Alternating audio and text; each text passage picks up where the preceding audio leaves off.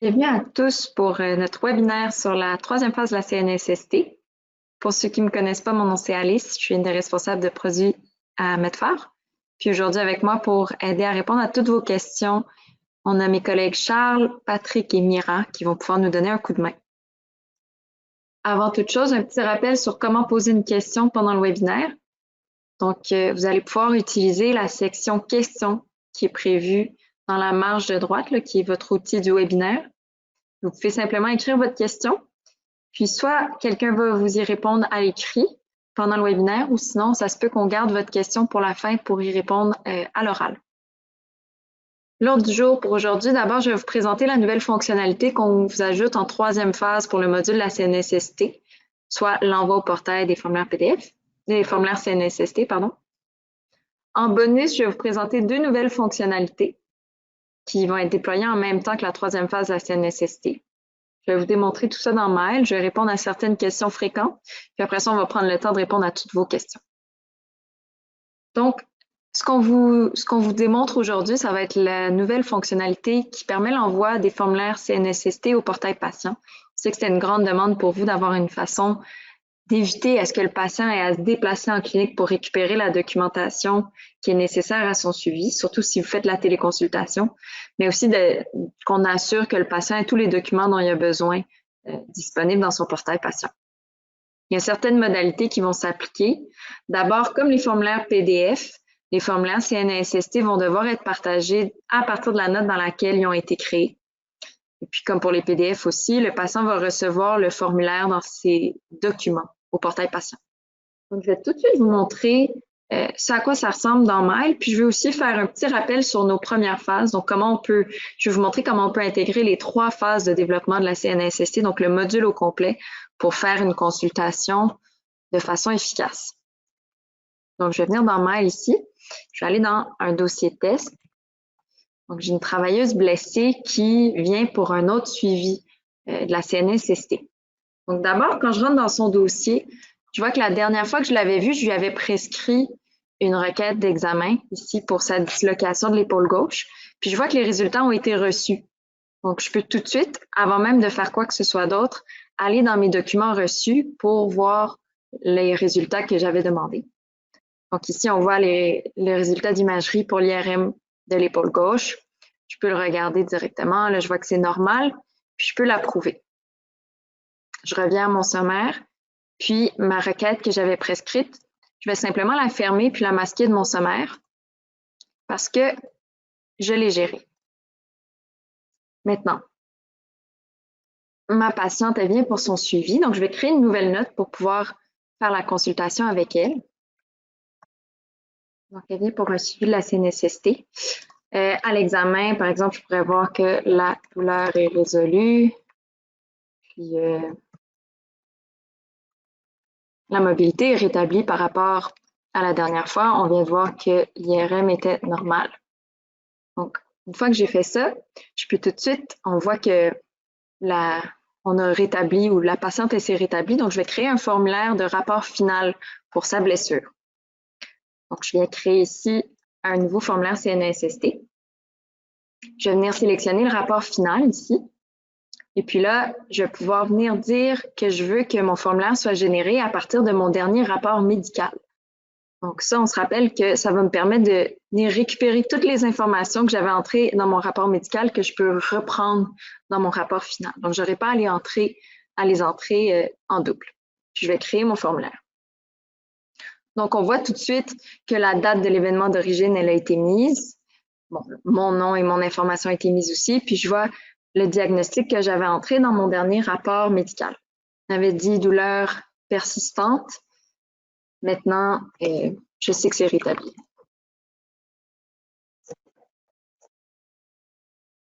Ensuite, je continue dans mon formulaire. Donc, atteinte permanente, par exemple, on va laisser un nom. Je ne vais pas produire le rapport d'évaluation médicale aujourd'hui parce qu'on va passer à autre chose.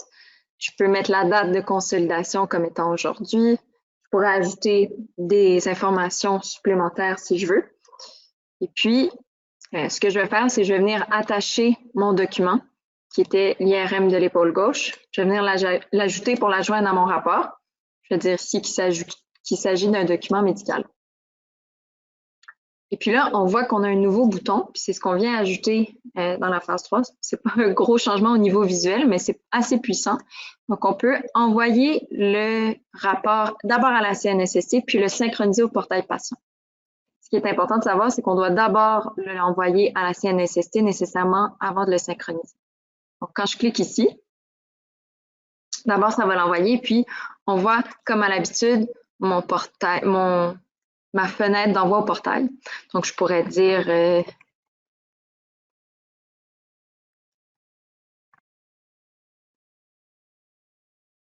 par exemple, je pourrais rappeler à ma patiente de transmettre une copie du formulaire à son employeur, puis le synchroniser. Donc, quand je fais ça, ça va être envoyé directement au portail. Et puis, vous allez voir que mon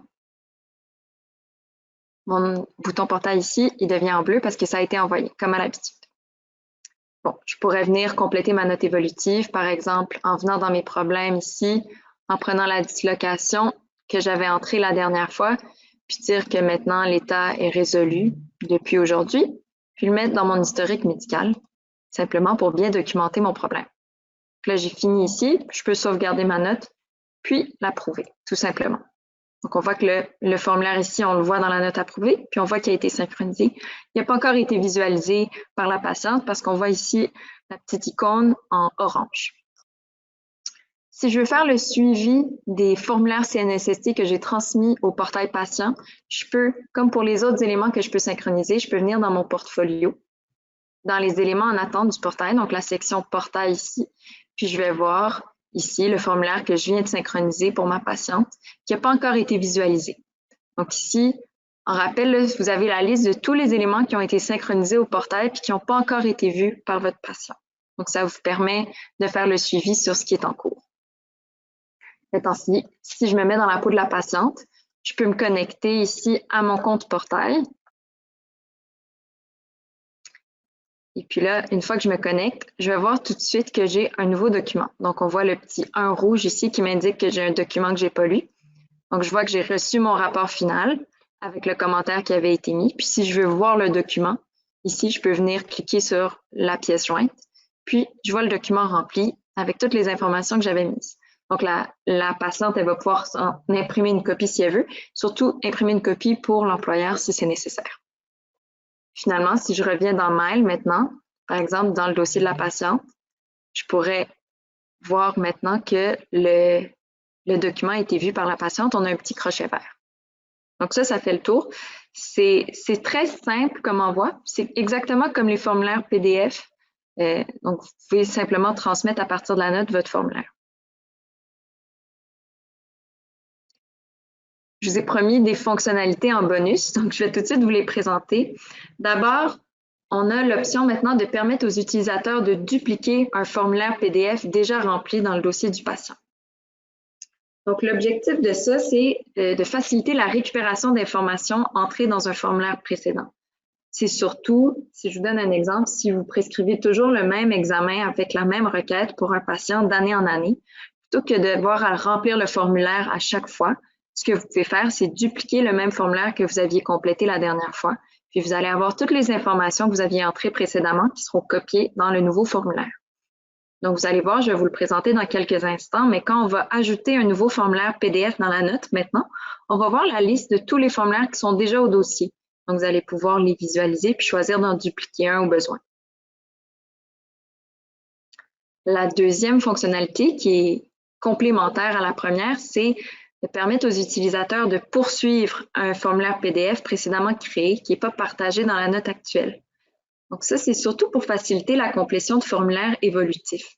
On sait que ça arrive souvent que vous créez un premier formulaire que vous voulez partager dans les notes futures, mais ça arrive un oubli qui fait en sorte que vous oubliez de le partager dans la note future, puis à votre prochaine note, le formulaire que vous vouliez poursuivre, il n'est pas disponible. En ce moment, vous êtes forcé d'appeler, mais pas forcé parce que c'est toujours agréable, mais vous devez appeler notre équipe de soutien technique qui doit vous faciliter la tâche en venant ajouter le formulaire dans la note pour vous. Donc maintenant, avec cette nouvelle fonctionnalité, on vous évite cet appel-là au soutien technique parce que vous allez simplement pouvoir poursuivre le formulaire que vous aviez entamé dans une note précédente. Et puis, vous allez voir, c'est très semblable. Donc, la même chose quand on vient ajouter le formulaire on va pouvoir choisir d'en continuer un qui est déjà existant au dossier patient. Et puis, vous allez voir, comme si vous l'aviez partagé de la note précédente, vous allez avoir la version la plus récente du formulaire qui va apparaître dans votre dossier patient, dans votre note. Donc, je vais vous montrer à quoi ça ressemble tout de suite. Je vais aller dans un autre dossier patient. Je vais prendre ma travailleuse qui est enceinte. Elle venait pour un suivi de grossesse. La dernière fois, on lui avait prescrit un retrait préventif. Maintenant, on est 1 mois plus tard environ. C'est un suivi de grossesse. Ce qu'on va pouvoir faire, par exemple, là, la dernière fois, j'avais complété le dossier obstétrical de la patiente, mais il n'est pas disponible en ce moment parce que j'ai oublié de le poursuivre. Donc, je vois, je vais recommencer parce que je suis allée vite.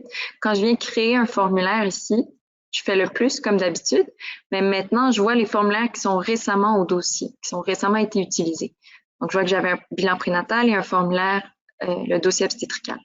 Donc, ce que je peux faire, je peux simplement choisir de le continuer. Puis ce que ça va faire, c'est que ça va le faire apparaître dans ma note, puis je vais pouvoir poursuivre où j'en étais. Donc, on voit mes 3 premières entrées, puis je pourrais venir compléter ma 4e directement, comme si je l'avais partagé de la note précédente. Donc, il va être disponible comme ça. Je vais vous épargner la complétion. Et puis, pour la duplication, c'est aussi simple, c'est très semblable. La nuance, c'est que dupliquer un formulaire, ça va venir en créer un nouveau. Alors que continuer, ça fait juste récupérer puis continuer le formulaire qui est déjà existant. Dupliquer, ça va vous en créer un nouveau. Donc, par exemple, la dernière grossesse, j'avais prescrit un bilan prénatal à ma patiente. Là, plutôt que de compléter un nouveau formulaire puis d'avoir à entrer des informations, ce que je peux faire, c'est simplement dupliquer le formulaire. Donc, si je fais ça, on voit que les cases sont déjà cochées avec ce que je veux. J'avais la date à laquelle j'avais rempli, mais en fait, pour la dernière grossesse, c'est il y a 2 ans. Tout ce que j'aurais à faire, c'est venir changer la date pour que ce soit la bonne, qui est celle d'aujourd'hui. Ici, le 10. Mais tout le reste de l'information, si je veux simplement la récupérer telle quelle, j'ai rien besoin de faire parce que c'est exactement ce que j'avais mis la dernière fois. Donc, je peux simplement sauvegarder et fermer, puis le faxer s'il y a lieu ou l'imprimer pour la patiente. Donc, c'est aussi simple que ça, mais ça devrait vous simplifier l'existence. Beaucoup, en fait, j'espère. Je vais passer maintenant aux questions fréquentes. La première, puis je sais que vous la posez, c'est quand est-ce que la phase 3 de la CNSST va être déployée? Puis la bonne nouvelle, c'est que ça a déjà commencé graduellement. Donc, on a commencé dans les derniers jours à déployer à quelques cliniques la nouvelle phase 3 de la CNSST. Puis ça va se poursuivre durant les prochains jours. Ça devrait prendre environ 2 semaines pour que toutes les cliniques aient la nouvelle phase de la CNSST. Donc, ça s'en vient très bientôt. Vous allez pouvoir le voir quand vous allez être en mesure de synchroniser un formulaire PDF, un formulaire CNSST, excusez-moi, ben ça va vous indiquer que la phase 3 a bien été déployée. Sinon, vous pouvez surveiller le numéro de version. Donc, ce sera la version 2008 de Mail. Est-ce qu'il est nécessaire de signer un formulaire avant de le partager au portail patient? On parle d'un formulaire CNSST ici. Ça dépend. Donc, les formulaires qui sont envoyés directement à la CNSST, je parle ici de l'attestation médicale, du rapport final, puis du rapport d'évaluation médicale. Ces 4-là, on les transmet directement à la CNSST, puis la CNSST nous retourne un numéro de référence. Donc, c'est le numéro ici que j'ai mis en photo, puis ça apparaît en haut du formulaire. Puis ça vous sert d'authentification. Donc, la CNSST, avec ce numéro-là, c'est qui a créé le formulaire, qui l'a envoyé, à quelle date. Donc, dans ces cas-là, vous n'avez pas besoin de signer le formulaire parce qu'il est déjà authentifié. Toutefois, il y a certains formulaires, puis là, je peux vous le montrer, les formulaires qui sont pas envoyés directement à la CNSST, eux, vous allez pouvoir les signer en les envoyant, un peu comme les formulaires PDF. Donc, si je reviens ici dans le dossier de ma travailleuse enceinte, je pourrais, on va juste, à titre d'exemple, créer un autre certificat qui vise le retrait préventif de la travailleuse. Puis maintenant, on voit que quand on le crée, oups, je suis pas dans un dossier qui a un compte portail, donc je peux pas le synchroniser. Je vais aller dans un dossier qui a un compte portail.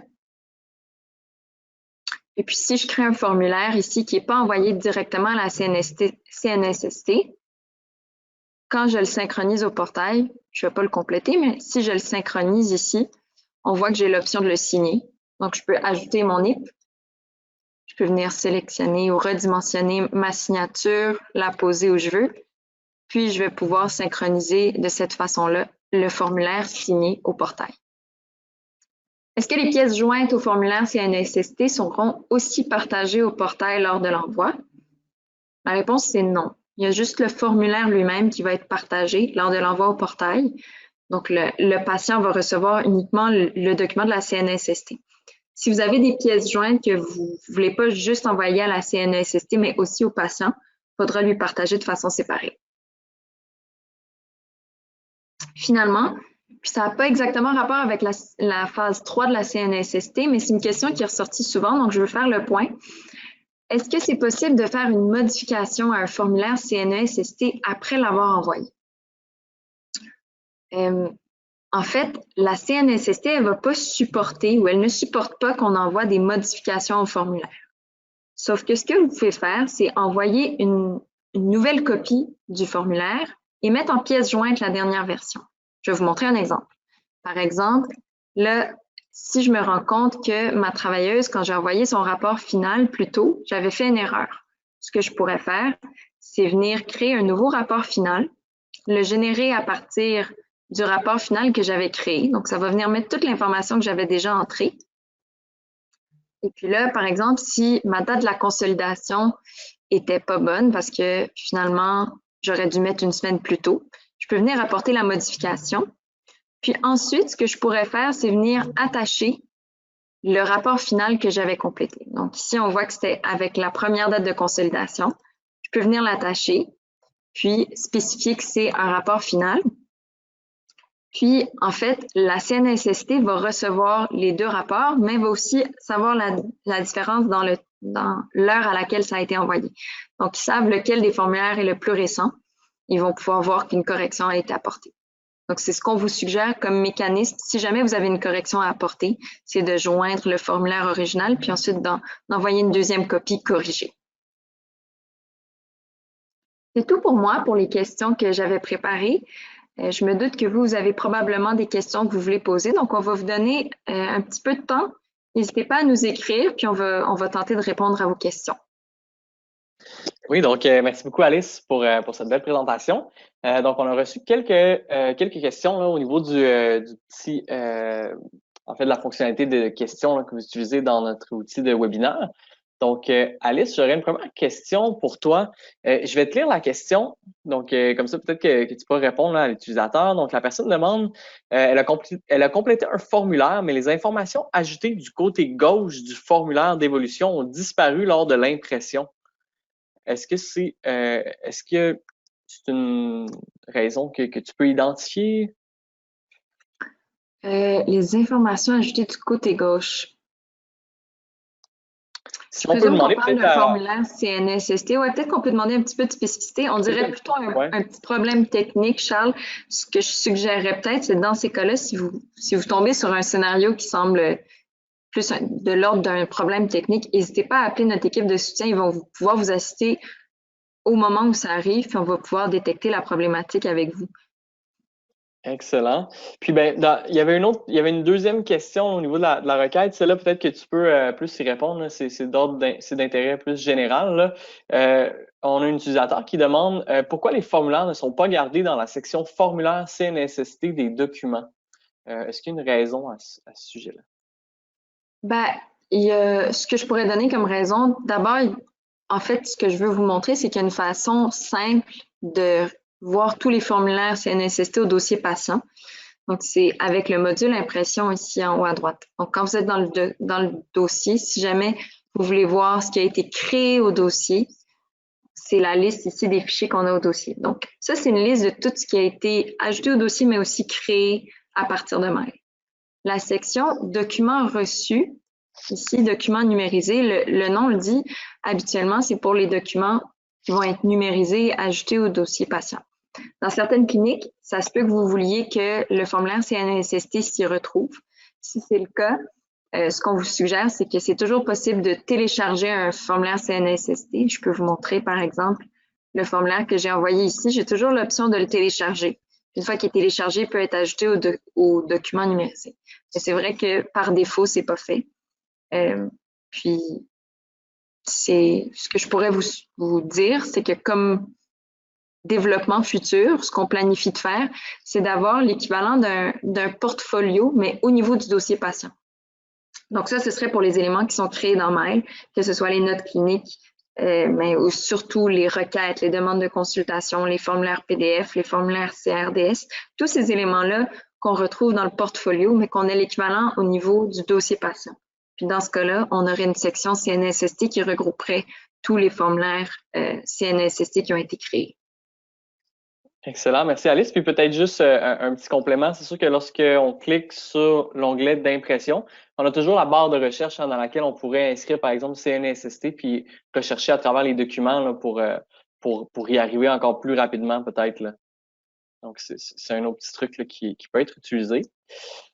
Donc au niveau des questions, Alice, j'avais une autre question pour toi. Un utilisateur demandait comment écrire que la date de consolidation est indéterminée. Donc, est-ce que c'est quelque chose que...